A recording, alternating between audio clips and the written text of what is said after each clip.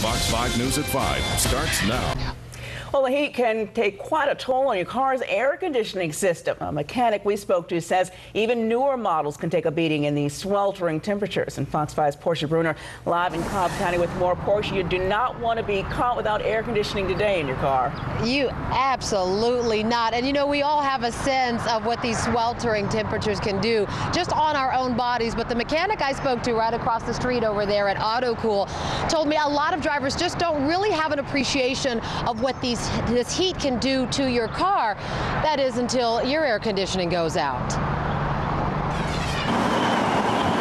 On the road in scorching heat without air conditioning?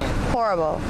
In Atlanta, horrible. Stephanie Smith of Marietta says she couldn't bear another day without AC in her car, especially with her little ones on board. They go crazy, especially the little one. She doesn't like to be hot.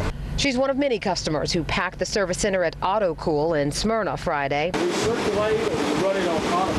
Veteran mechanic Fred Shope says business has picked up the last couple of days, and by next week, he is certain the record heat will take quite a toll on old and even newer model cars on the road. Air conditioners quit when it gets real hot. And so the pressures go up and things break. Heat stresses components. Shope says your dad's old trick of adding a can of refrigerant to the system might not do the trick on newer model vehicles.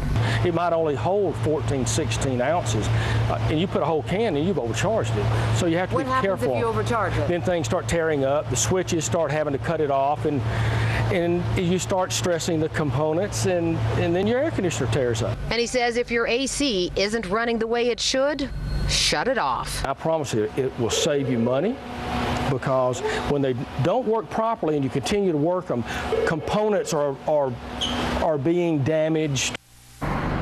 And Fred says he just can't stress that enough. That old trick of taking the can, sticking it in the system, and getting the car cool. He says, tell your uncle, tell your dad, think twice about doing that. It just doesn't always work, especially on these newer model cars.